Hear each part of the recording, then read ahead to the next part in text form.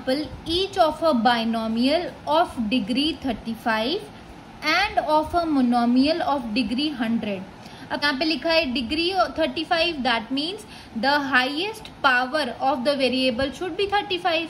तो मैं एग्जांपल लेते हैं, से बाइनोमियल चाहिए पहले, ठीक है, मतलब दो टर्म्स चाहिए. तो हमने लिया say some y to the power 35 plus 7, ठीक है, दो टर्म्स हो गई और हमारी डिग्री भी 35 होगी क्योंकि ग्रेटेस्ट पावर ऑफ वेरिएबल है यहाँ पे, ठीक है. तो ये एग्जांपल हुआ बाइनोमियल का. लिखेंगे is a binomial of degree 35, ठीक है. और दूसरा क्या लिखना है, monomial of degree 100, that means highest power of variable should be 100. तो हमने लिखा मोनोमियल चाहिए सिर्फ एक टर्म, तो हम लेते हैं सम x और यहाँ लेते हैं 4x, तो ये एक टर्म बन गई, दैट इज और पावर चाहिए 100, तो हमने 100 लिख दिया पावर में क्योंकि डिग्री 100 होना चाहिए, ठीक है. तो हमने लिखा is a monomial of degree 100. तो आप ऐसे बहुत सारे एग्जांपल्स देख सकते हैं, अपनी मर्जी का कोई भी लिख देना, बट ये वाली कंडीशन को सेटिस्फाई करना चाहिए कि उसकी डिग्री 35 होनी चाहिए और बाइनोमियल होना चाहिए, और दूसरे एग्जांपल में वो मोनोमियल होना चाहिए, एक टर्म होनी चाहिए और डिग्री 100 होनी चाहिए, ठीक है. तो ये तो सिर्फ एक एग्जांपल था उन बहुत सारे एग्जांपल्स में से.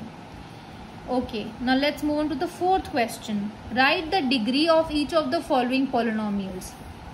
तो मैंने आपको डिग्री निकालना सिखाया था लास्ट वीडियो में, तो उसी को याद रखकर हमने ये क्वेश्चन करना है दिमाग. Okay, 5x to the power 3 plus 4x to the power 2 plus 7x. अब इन्होंने यहाँ पे क्या डिग्री निकालने के लिए हम देखते हैं highest power of the variable. Variable तो x है, हाईएस्ट पावर कौन सी है 3.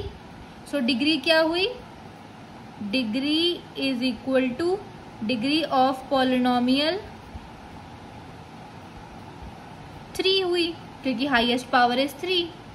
सेकंड देखते हैं 4 माइनस वाई स्क्वायर. अब अगेन y एक वेरिएबल है यहाँ पे, ठीक है, जिसकी पावर 2 है, कोई और वेरिएबल तो है नहीं, that means 2 is the degree. तो हम लिखेंगे डिग्री ऑफ पॉलिनोमियल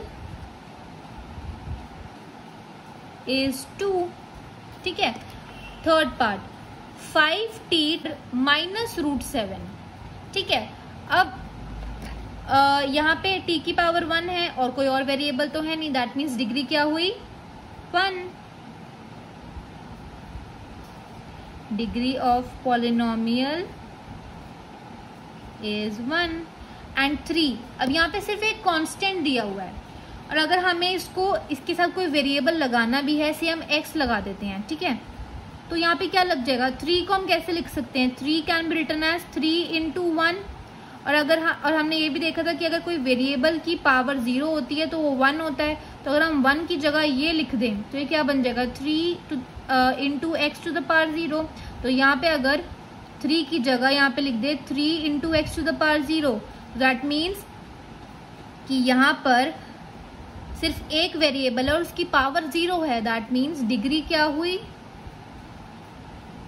0, क्योंकि उसके अलावा तो कोई और वेरिएबल है ही नहीं, तो 0 हो गई, ठीक है. सो ये क्वेश्चन 4th था. सबसे हाईएस्ट पावर देखनी होती है, that will be the degree of the polynomial.